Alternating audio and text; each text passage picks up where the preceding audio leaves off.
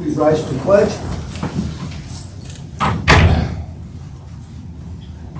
Pledge Allegiance to the flag of the United States of America and to the republic for which it stands, one nation, under God, indivisible, with liberty and justice for all.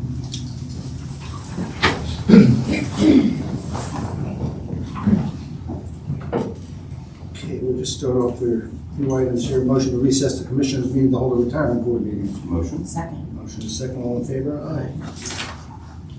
Call the retirement board meeting to order. Second. Motion is second. All in favor? Motion to approve the July 16th, 2025 agenda. Motion. Second. Motion is second. All in favor? Aye. Motion to approve the June 18th, 2025 minutes. Motion. Second. Motion is second. All in favor? Aye. Under new business, motion to approve refunds of contributions to employees no longer with the county. There are 4 individuals listed. Motion. Second. Motion is second. All in favor? Aye. Motion to approve the following retirements. There are 3 people listed. Motion. Second. Motion is second. All in favor? Aye. Motion to adjourn the retirement board meeting. Motion. Second. Motion is second. All in favor? Aye. Motion to reconvene the commissioners meeting. Motion. Second. Motion is second. All in favor? Aye. Okay, so we're going to jump around here and go to the bottom of the agenda here because it's a special month here. This month is recognizing our warden, Craig Lowe, and our assistant warden, Jonathan Romans, for 30 years of service. That is a incredible accomplishment in the facility that they operate. And if you don't know how well that facility is operated, I will tell you that when we go to CCAP and we talk to people about issues that face correctional facilities throughout the state, and we say we're from Pike County, they are recognized. They know the people that are involved in this profession throughout the state, know these 2 gentlemen, know Greg and know John very well of what they do. And it's very important that we recognize 30 years at anything is an impressive career. 30 years of working in a correctional facility is beyond, as many of us can only imagine what they have to deal with on a day-to-day basis. And even their time coming here today, I know that that facility is working up there with all the other staff because of what they've done and the leadership that they've shown. As long as I've been a commissioner here, I've always been impressed from the first day I met the warden and the assistant warden as to what that really encompassed. Because as a general citizen, you don't know. You don't know the day in and day out stress that is laid on them. I talked to the warden many times at 9 o'clock at night, and he's even stressed out there. But because he takes that job, and I'm sure John's the same way, they take this job so seriously, and we should be really proud as residents of this county that it is run the way it is run, because it can be a major liability if it's not run properly. We see that in the news. We don't face that here in Pike County. What we face here in Pike County is extreme leadership that 80, 90 correctional officers up there that fall underneath their leadership. So it's not only dealing with the 200 detainees or the inmates in that facility, it's also dealing with 90 staff dealing with this on a 24-hour basis. When you work in the correctional facility, you don't have the advantage at noontime of going out for lunch. You're there. So, and just dealing with that, with never mind the detainees, but also dealing with the individuals that are working there. So I just want to commend them for 30 years of service. We think it's a great accomplishment, and thank you very much for everything you do for us.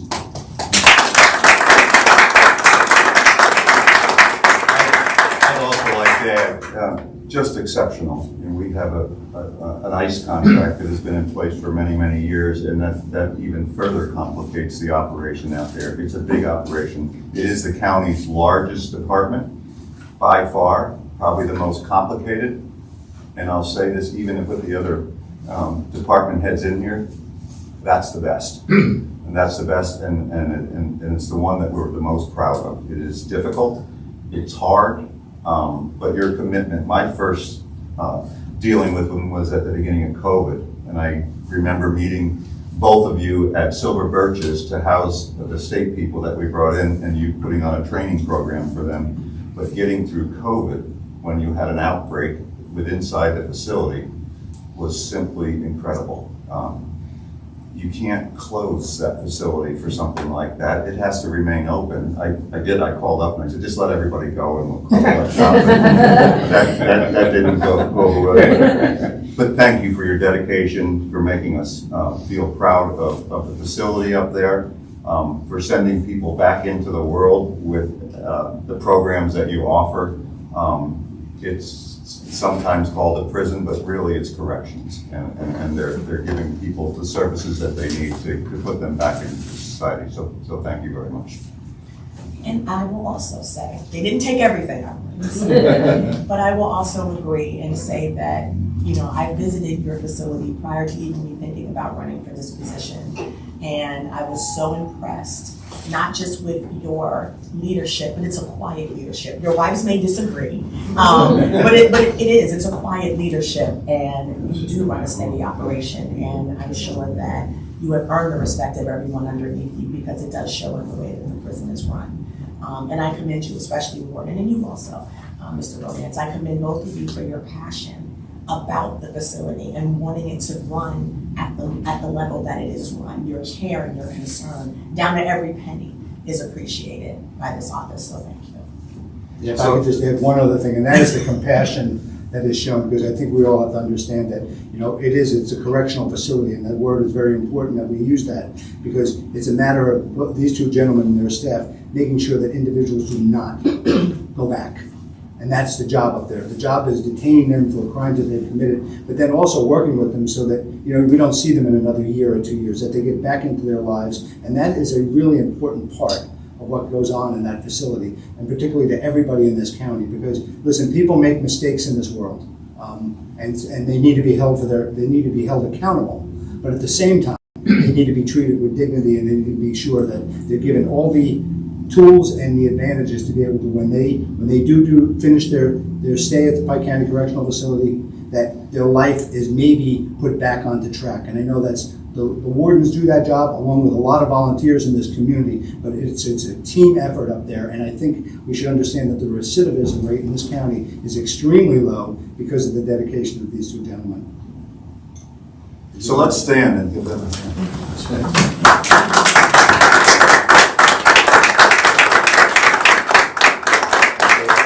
We have Jill Gamboni's here from Representative Olsenberg's office, correct, Jill? I am. Oh, I know you're here. And I have nothing else to say other than I have facts for you folks. And my first introduction to you guys was through the reality board.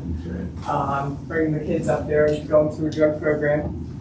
And been nothing but impressed for the last 25 years. So great job, guys. Thank you. Thanks.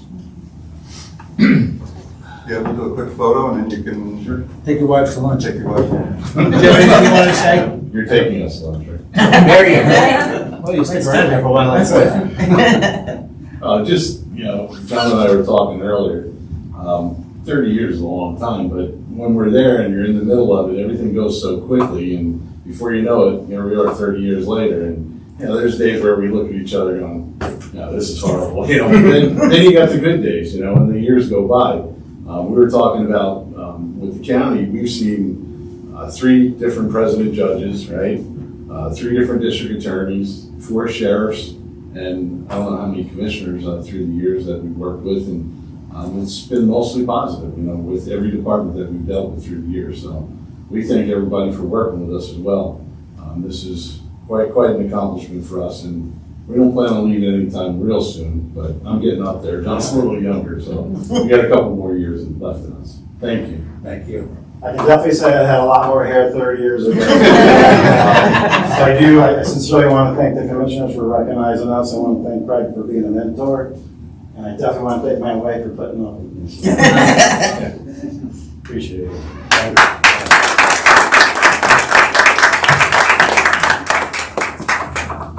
Can you send me a picture? Hold on.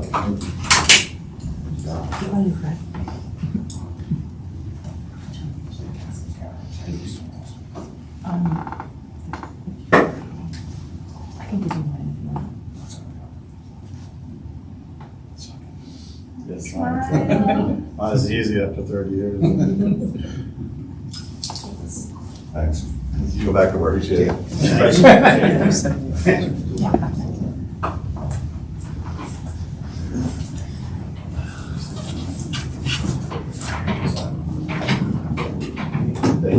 Thank you. Thank you. See you, thanks. Okay, next item we have is public comments or questions concerning today's agenda. Nothing. We'll move on to number one, motion to approve the July 16th, 2025 agenda. Motion. Second. Motion and second, all in favor? Motion to approve the July 2nd, 2025 meeting minutes. Motion. Second. Motion and second, all in favor? Motion to approve the July 9th, 2025 conference minutes. Motion. Second. Motion and second, all in favor? Aye. Motion to approve payment in the general fund of county bills in the amount of $299,797.01. Motion. Motion Second. and second, all in favor? Motion to approve payment from the Gypsy Moore Fund in the amount of $2,760.18. Motion. Second. Motion and second, all in favor? Motion to recess the Commissioners meeting to hold a salary board meeting. Motion. Second. Motion and second, all in favor? Salary board, motion to convene the salary board. Motion. Second. Motion and second, all in favor? Motion to approve the July 2nd and 9th, 2025. Motion to increase the hourly rate of the following correctional officers to $29.26 per hour, retroactive to July 8th, 2025, due to the terms of the agreement between Pike County and the AFSCME District Council 87 for the completion of the 1 year of service as correctional officers at the correctional facility. Thomas Alexander, Fady Azar, and Jack Bonarigo. Motion. Second. Motion and second, all in favor? Aye. Motion to increase the hourly rate of Napoleon Farfan to $34.89 per hour, effective July 29th, 2025, due to the terms of the agreement between the Pike County and the AFSCME District Council 87 for the completion of 4 years of service as a correctional officer for the correctional facility. Motion. Second. Motion and second, all in favor? Aye. Motion to adjourn the salary board. Motion. Second. Motion and second, all in favor?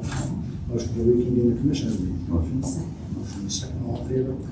Under all business, motion to open proposals received for coordinating and providing effective service delivery to eligible older adults and disabled persons in Pike County on behalf of the Area Agency on Aging. Motion. Second. Motion and second, all in favor? All right, I have 8 of them. So,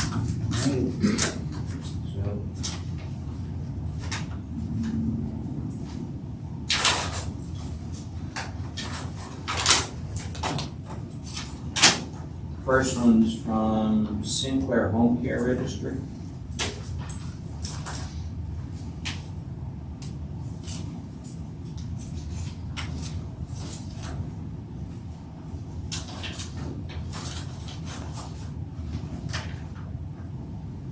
And there are different hours, weekday companionship 24 an hour, personal care 26 an hour, max assistant care 28 an hour, light housekeeping 32 an hour, LPN hourly fee, it says add $10 to the above rates.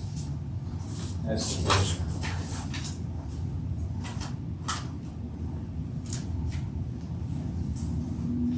This is a bit down here, something else.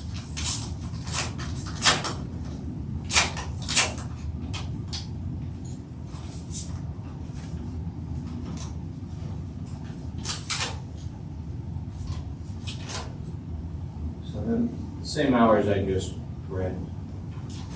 Just a different one.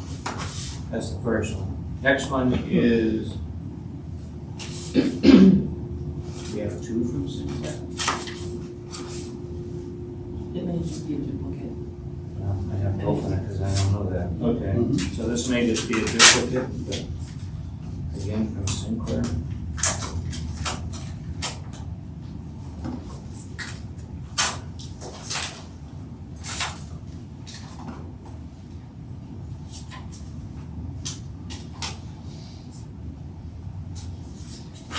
I think it is just a duplicate of the first one. Sometimes that's. The next one is Caregivers of America.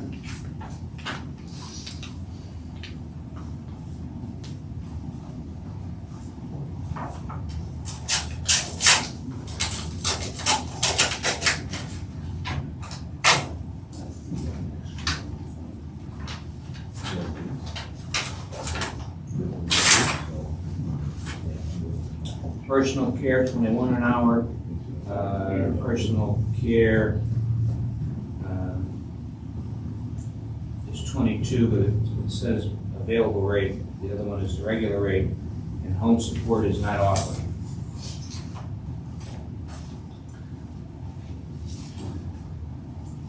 The next one is above the rest home care.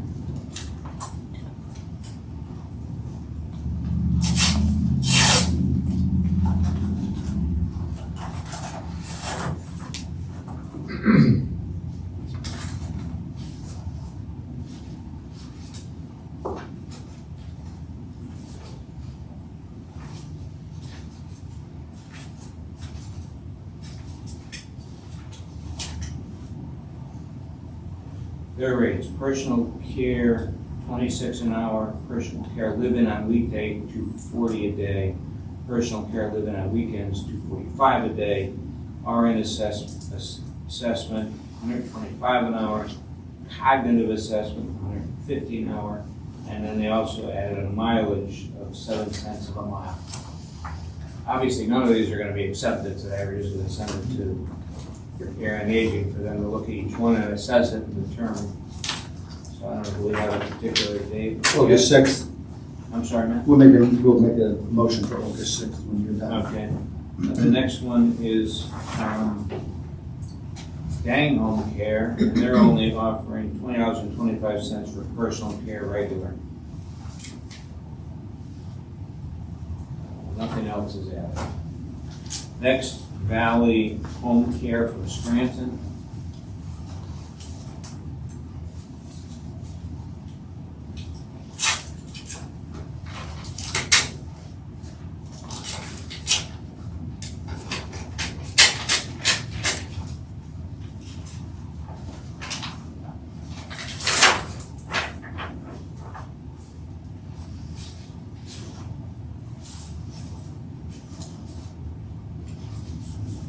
Their bid is only $25 an hour for personal care regular, did not bid on anything else. Next one, Traditional Home Care in Dunmore.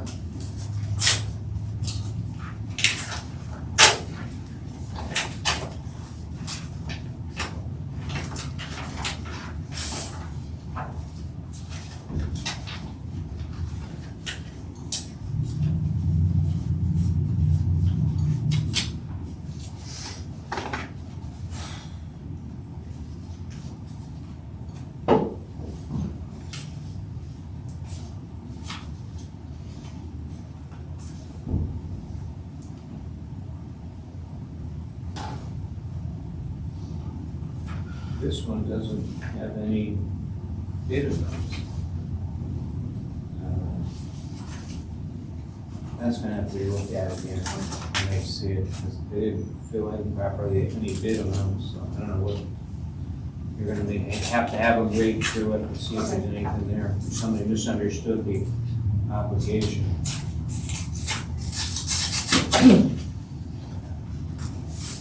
And your last one is from Keller Care Providers, LLC.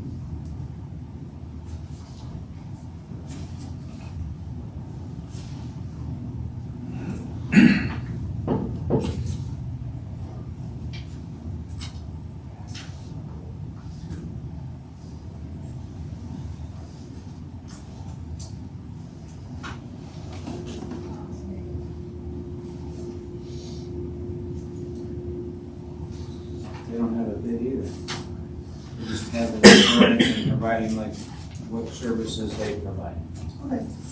Okay, a motion to table the awarding to the review by AAA till August 6th. Motion. Second. Motion is second, all in favor? New business, motion to authorize the chairman execute the cooperative block grant 3-month extension letter for the amount of $214,066 through September 30th, 2025 on behalf of the Area Agency on Aging. Motion. Motion is second, all in favor?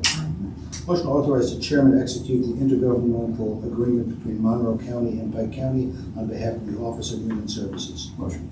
Motion is second, all in favor? Motion to authorize the chairman to execute the memorandum of agreement between the United States Department of Veterans Affairs, Middletown Vet Center, and the County of Pike on behalf of the Veterans Affairs Office. Motion. Motion is second, all in favor?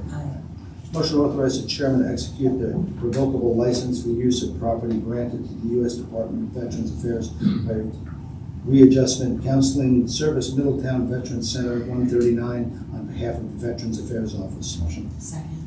Motion is second, all in favor?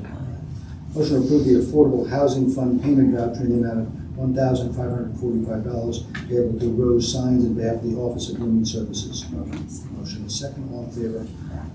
Motion to approve the following human service payment vouchers on behalf of the Office of Human Services, ERAP 2.0 in the amount of $7,280.49, Human Services Development Fund in the amount of $10,239.81, FAIR in the amount of $1,548.68, and the state food purchase program in the amount of $796.86. Motion. Second. Motion is second, all in favor? Aye.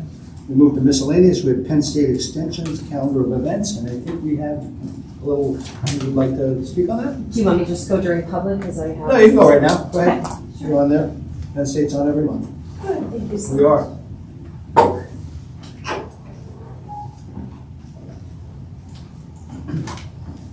Give me 1 minute. Sure. I don't see it anymore. I wasn't ready to go with that. So I'll start with, you do have letters there from me, but I'll start with our day in the county that we held in June. Our master gardeners set up a walking storyboard, which was absolutely amazing, and we hope to repeat that. They saw about 30 people came through, and on my end, we saw about 60 people total. We gave out pamphlets, flyers, and educated them on all of our programming, and gave away snacks, which were a big hit. So I'd like to thank you for letting us use the Milford Community House. That was great. And then we had another event there, how to eat healthy on a budget. So our educator taught the guests how to buy better food for less, which I think is even more important now than ever. So that was in Q2 as well. Our 4-H clubs have had and currently have going on a science lab, crafting craze, county fair days just happened. These are all clubs that she holds right in our office.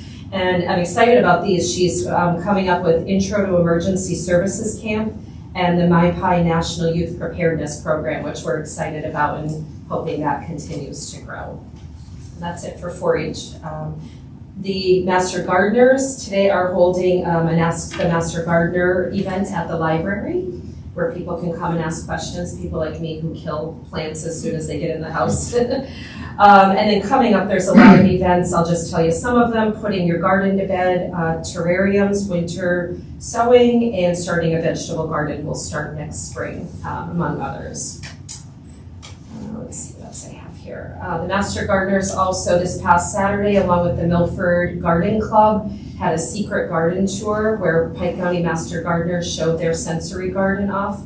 And the sensory garden, for those of you that don't know, is located at West Ann Street. And then finally, this is what I'm so excited about. We have a new program coming called Welcome to the Real World. This teaches 8th through 12th graders how to use Venmo, credit cards, how to write a check, if you can believe that's still around, and just overall manage money. It's adaptable for all levels of ability, which I'm really especially excited about. That's a passion of mine. You each have a flyer in front of you that will give you more details on it. The nice thing about this, teachers can get up to 48 credits if they come and they train to utilize the program either at a public library, at their school, or wherever they choose to host it. So that is August 19th. It is at our Wayne County Extension office, and we did share this with your office to put out to your community. So all they have to do is scan the codes, learn more, and then sign up for that Train the Trainer program. That's all I have for Q3. Thank you. Thank you very much. Thanks. Okay. Next we have is PMVB and the spring report.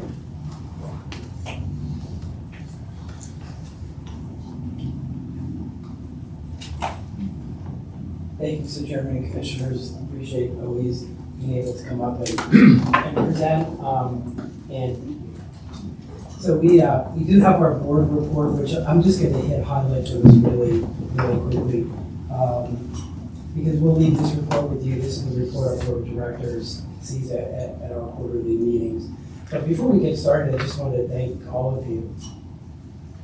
Because I guess it was like 2.5 years ago, we started talking about affordable and workforce housing. And in November, we had the Milford Doors event in Kalahari. Out of that came, now we're putting together, we just filed paperwork for 501c3 for Community Development Corporation to continue to develop workforce and affordable housing and advocate for that in the Pocono Mountains. So we're going to be looking for somebody from Pike to represent on that board. So please give that some thought as to who you might want to see be on that board. We're currently looking at 2 or 3 projects, keeping our fingers crossed on one in Monroe. But of course, we're going to advocate for all 4 counties. And you really kind of gave us the impetus to really start that whole thing. So I just want to thank you for that, because I think that's pretty important. And I know you all think that too. So thankfully, we're making progress on that. Again, just really quickly, I want to go over our overall financial position to assure you that our financing is very good. One of the things that we did this year, 25 versus 24, is we spent more on marketing in the first quarter. So we looked at 23 and 24, and we have a strategic planning committee, the board shared some data back and forth, and I'll talk about that a little bit later, decided that we needed to really front load our spending in the first quarter. So we actually did, and I have some data on there to show you what that looked like. But just overall, the first quarter was actually fairly strong in hotel tax payment. In fact, I'm not going to that. I think I was. Yes, okay. So the tale of the tape really here, as you all know, is what the hotel tax generated. So this is the actual first quarter for 25 versus first quarter of 24. So I actually did 8% better first quarter this year versus first quarter last year. A number of reasons for that. And I want to highlight a couple of things. Monroe is essentially flat. We're seeing a lot more rate competition than we have seen in the past. The good news is that it seems that in-resort spending is up. So once a guest does come here, they do spend. So we continue to attract a guest that's fairly affluent and has disposable income, or they're very sensitive on price. We've seen that over the last year continue to accelerate. 24 was no exception. That showed in the first quarter of 24. The interesting two numbers here are Pike and Carbon. Carbon especially, Pike also as well. We're starting to see more of an influence of short-term rentals in the overall picture.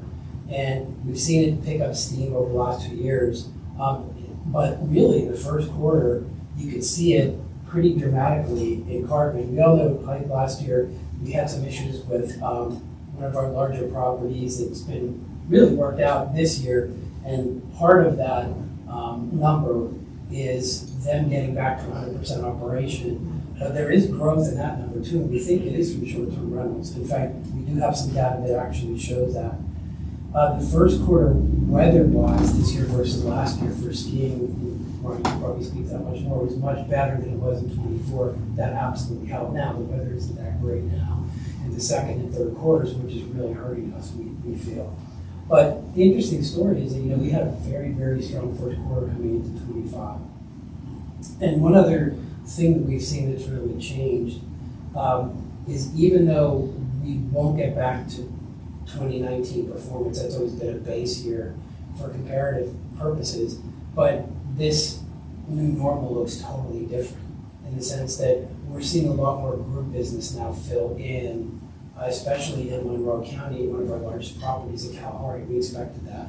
With a 200,000 square foot convention center, that's the beauty of having a property like that right here in the Pocono Mountains, because during what we call trough period, Sunday through Thursday, when you have lower occupancy, you can fill that in with group, association, corporate.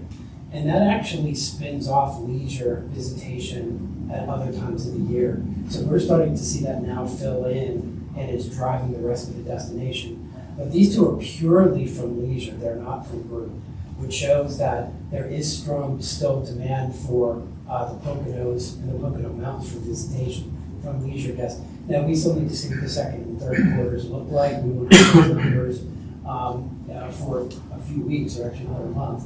But the year started off pretty well.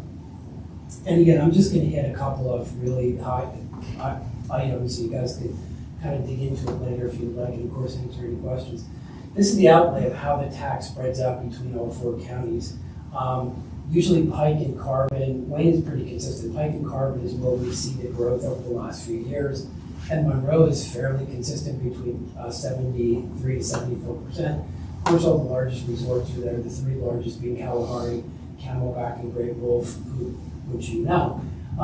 Interesting point is that we've had a full year of operation now with Great Wolf, adding its additional 300 rooms and its 30 villas. And also, too, we have on Route 611, the Swiftwater, the 4-diamond resort, which is doing fairly well. But again, there's a lot more price competition there because you have more rooms. So your ADR, your average daily rates can be affected, but your revenues are fairly flat. So looking forward to the second quarter, this is what we're forecasting our revenues to be. versus 24. They're fairly in line. We feel Monroe will do fairly well. You kind of said this wrong very quickly. We had a very strong 4th of July all across the Pocono Mountains, and it was great because the holiday fell on Thursday. So folks probably took Friday off, extended that weekend, maybe even into Monday, which really helped us. The weather was better, so we did see a lot of visitation over that period. So we're hopeful that we'll see that same number, or that forecast number. And actually a little bit better than what we did in the second quarter of 24. One of the things we're really trying to do, as you know, because you've all been involved in businesses, is that we're very conservative on forecasting because we don't want to outrun our headlights in advertising spend. Even with the uptick, what we do is the number difference in hotel tax number from 24 to 25 is about 254,000. So that goes right into our fund balance, and then we deploy that in periods where we feel like we just need a little bit more push. So the second quarter is really going to dictate like what that's going to look like for the rest of the year. If we have to spend more, we absolutely will spend more in the direction of the board. So as far as marketing, there's two things I really want to, 2 or 3 things I'd just like to highlight again. Look at this at your leisure. The race really was the 3rd year of sellout. Actually, the Saturday race was probably fairly highly attended versus the previous years. That was the Xfinity race. But the NASCAR Cup race on Sunday did sell out, which was the 3rd consecutive year of sellout, which when you're hosting, over 100,000 folks in one day at any type of event, that's a huge, huge economic benefit to the Florida region. We also had a car with Viking Motorsports. We probably will continue that relationship over the next couple of years for the Xfinity race. But just as a really quick point, the raceway, they're just really great to work with. They always have their destination hat on as to how this will affect it and benefit the whole region. One of the things that we're working on, this is a very, very strong initiative for us. We've been working on it for the last 2 years. We've established a data lake through Amazon Web Services.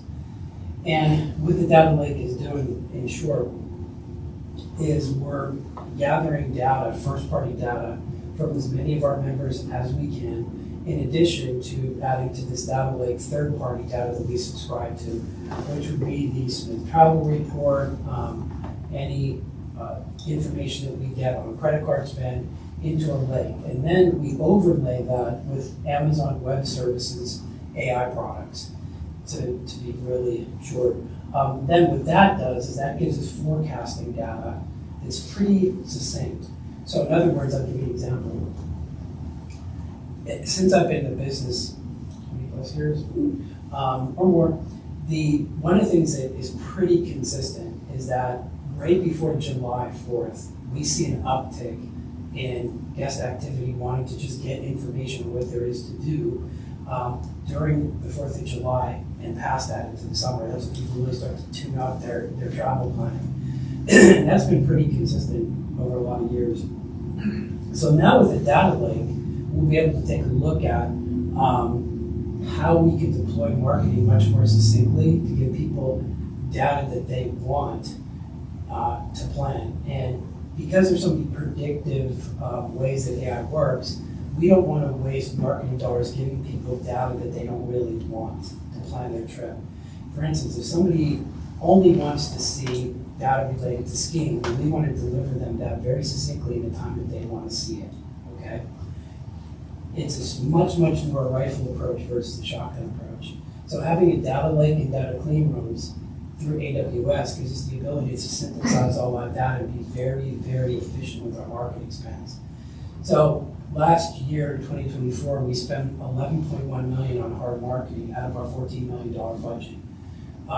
And we're always looking for the best ways to be able to spend that and get the most out of it. So that's where this data lake and data clean room puts us in a position to be able to do that and use AI incredibly efficiently. Probably for the next few years, organic search or search engines will be a thing of the past. You'll be able to voice search and basically be delivered exactly what you want to see in the form that you want to see it.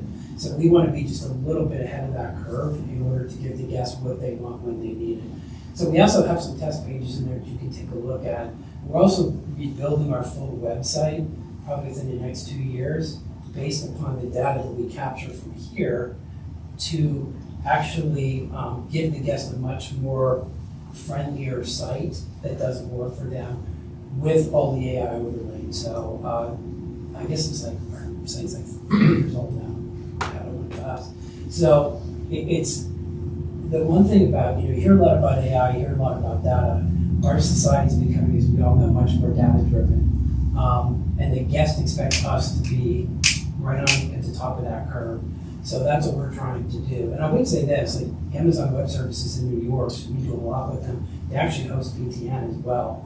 So they're kind of interested in our vertical because they see it as a way and something new for them, a new category to be in to kind of make more money, basically. So we've been working with them pretty closely. And based upon our size, you don't typically see that with a data company like this or a technology company. So we were pretty lucky to have that relationship with them. Also, our live camera network. We continue to branch out on that and continue to add cameras. It's amazing the amount of view we get with those cameras in addition to PTN, which you guys have known about. Cool thing with PTN, we continue to expand to more over-the-air signals, more cable systems. But the biggest thing, and this is Brian's, I have to credit him on this. When we first established PTN, one of the things that we wanted to do was we wanted to have it in all the resorts within the Pocono Mountains. So a good way to do that is if a resort buys an LG or a Vizio monitor, our app is fully uploaded and available in those environments. So now if, say, Skytop gets Vizio monitors for all of their rooms, our app is right on there, it's loaded automatically, so we don't have to supply our signal through some other means that costs a heck of a lot of money. So when a guest comes in a room, they can access it if the property is an LG or Vizio monitor. Or whatever. Yeah, Roku, because we're on a lot of streaming services too. So everything is available and delivered right to that. We have a really strong association with Vimeo that powers all of these. So we're trying to get that 365, 24/7 around our guests and be there where they are all the time. And these are just continuing relationships we have with local media, as well as media in other markets. So I think really these are things that you guys have seen before. This is kind of something interesting if you want to see. They said PTN by the numbers. Brian just mentioned some of these, where PTN can be accessed on OTT mobile apps. Of course, Vizio I just talked about, but these are some of the statistics related to that and how it's viewed. 1.5 million overall hours viewing PTN and everything that you're seeing here, and the minutes overall viewed through May of 2025. And then some other data right there. So these are our over-the-air signal sticks. The biggest one right here is WDPN. That actually reaches 4 states. All of these add up to about 20 million in population in a 4-state area in multiple markets. I'm sorry, which relates to over 30 million households that's available right now. And just some of the stations that we have our content on: Philly 57, HTM, PMT, Fox 52. They're all listed right there. And I talked a little bit about the sales report and how that our sales and group attainment is really helping some of our properties to fill in the trough areas, which is now really coming to fruition very nicely. This is one I always do cover, so I want to show you this one really quick.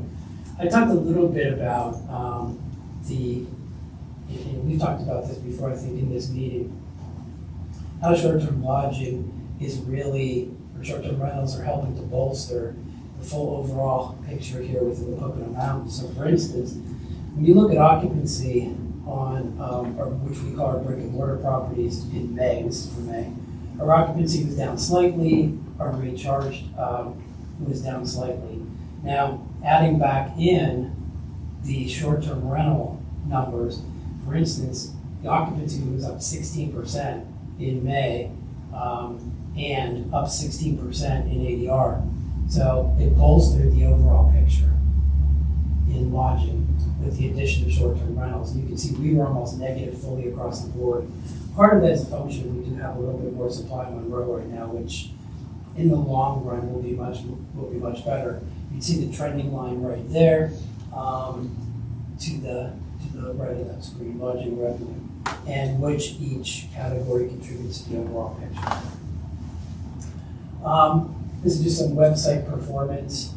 We still have a lot of organic search related to our website, which means people recognize the Pocono Mountains brand and Poconos. So when they're going into a search engine, they'll enter Pocono Mountains, whatever happens to be, which is good because that means people know and recognize our brand. Just gives you kind of a little look at what the session count trends are like. There's been a lot of change now with Google metrics, so I don't want to go into that too deeply, but there's also been some logarithm changes that have really messed with, really is the best way to put it, some of the metrics, but our metrics still continue to be fairly strong. The key metric still here is the session duration. Now it's down a little bit, but 2.4 minutes to get anybody to spend that much time on a website is good. That means they find the content relatable and it's something that they want to ingest and view. So that's really it. And Facebooks and these other things, please take a look at that at your leisure. This is just a little race weekend social recap, which I find is fun and is interesting. About the reach and impressions just related to one event up here, which is kind of cool. So that's really it. Again, I really want to thank you for your time. We're going to leave you guys with this to look at it, and of course we'll answer any questions that you all have. Thank you. Good stuff, thank you. Yep, very good. Any questions from the public?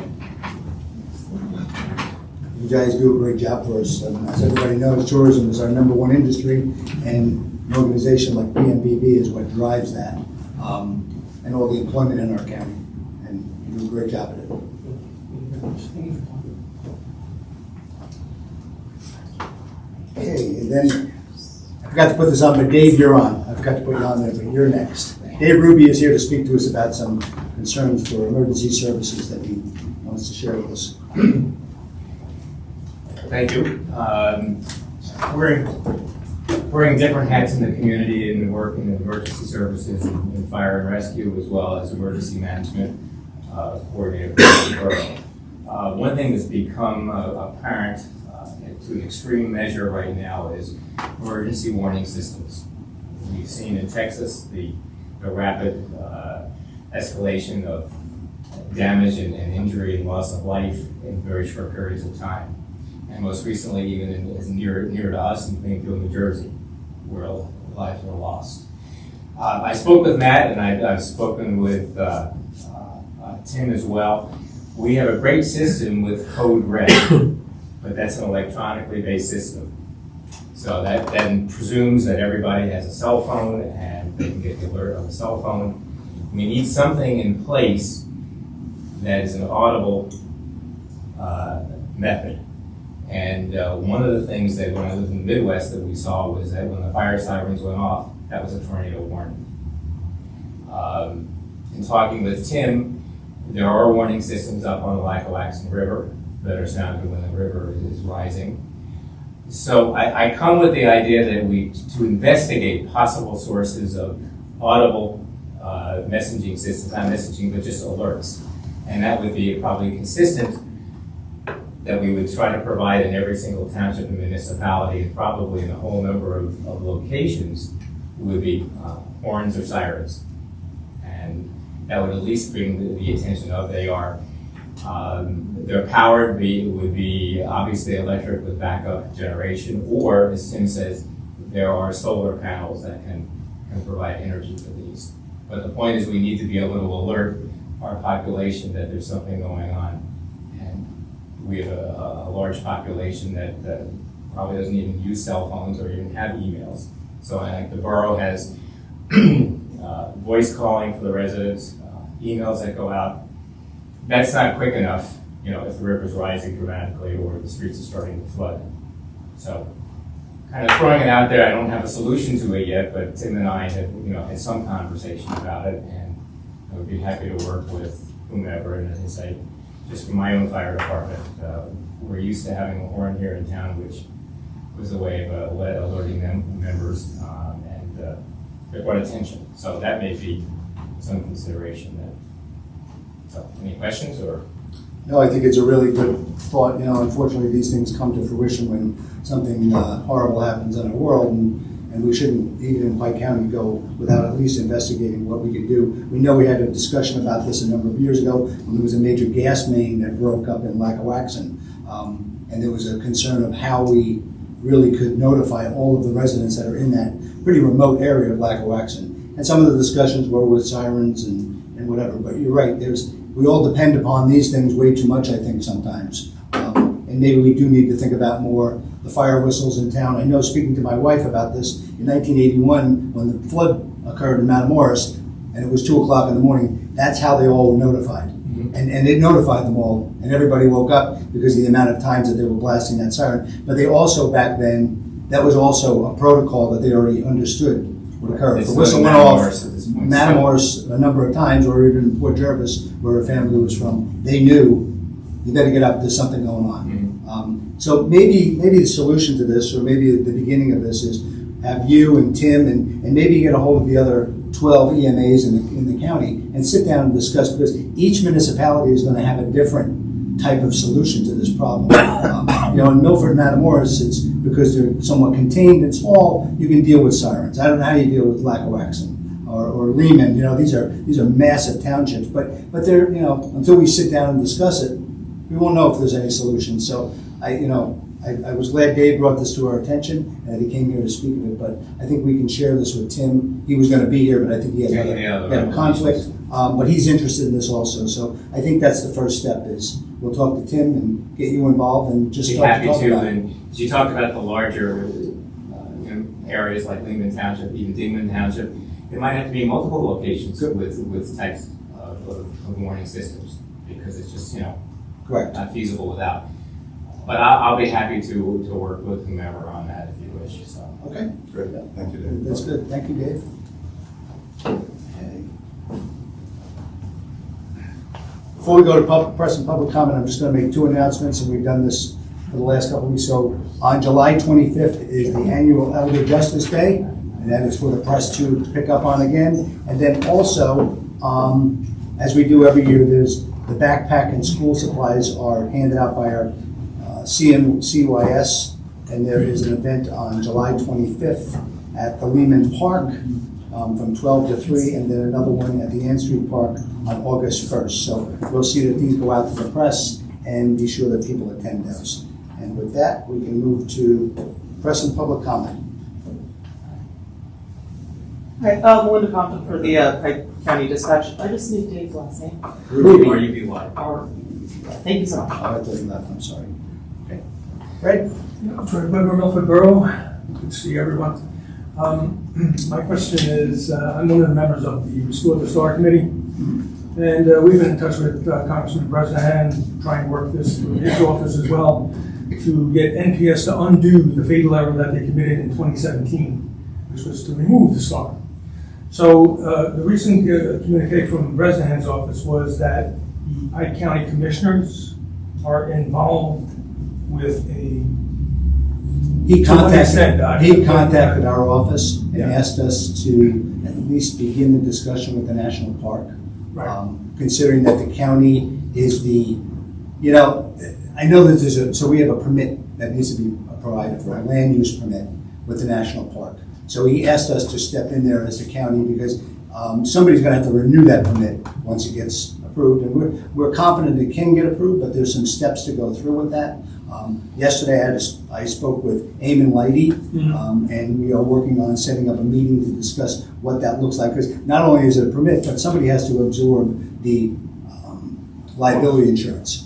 And the county, and I talked to the other 2 commissioners, are fully supportive of doing this. And once we get that process done, then we will figure out who will be responsible for putting the star up. I'm not sure it will be the county, but it can be people like the Lions Club, which has done it for the last umpteen years, right? But even with the Lions Club to go for this permit, and they think this is what the congressman's concern was, is that, I belong to the Lions Club. It's a good organization, but any of those organizations can be here one year and gone the next. And then if that was the case where they had the permit, it may not be the best place, because once the permit expires, who's going to go and renew it? The county, through our planning department, can always continue to get that permit. It is a process that has to be gone through. It's not going to be simple, as you are fully aware. Why it was taken down is a long discussion, but that occurred, and there's a lot of reasons, and part of it maybe even had to do with an electric cord running through the middle of the woods probably was not the safest way of lighting the star, but that's neither here nor there. It was taken down 8 years ago or whatever, so now we're working on putting it back up. So I think there should be some interaction between our group and your group, because we've already looked into the engineering part of it, making it solar instead of the electric wire, the whole thing. So And that's all involved in this document. We know that. right. So we've been working with John Donahue to do this, because John fully understands what it takes to work through the National Park Service. That's pretty funny, actually. He took it down. We're fully aware of that. I know John very well, but when you talk to John and find out the exact reasons why, there's a lot more to it. Listen, there's bureaucracy in everything in this world, and the National Park has its share of bureaucracy. Even if it's just a little bit, it's a lot. But he is knowledgeable in this, whether we want to agree with him or not. Whatever happened back then happened when he was sitting in the position as superintendent. So we know that there's a plan for a solar. We're just looking to get the use of the land. Once we get the use of the land, then organizations in the county, in the borough, or whatever, can take over putting the start. We don't have the ability to do that, nor do we want to. We just felt it was important, after I spoke to the congressman, that we take the lead on this, and he felt it was more important to be us. Well, one thing we don't want is another special use permit, because that could be canceled any time. That's what happened the last time. Well, this is the part where we need to talk to the superintendent about it. I don't think we're going to take ownership of the property.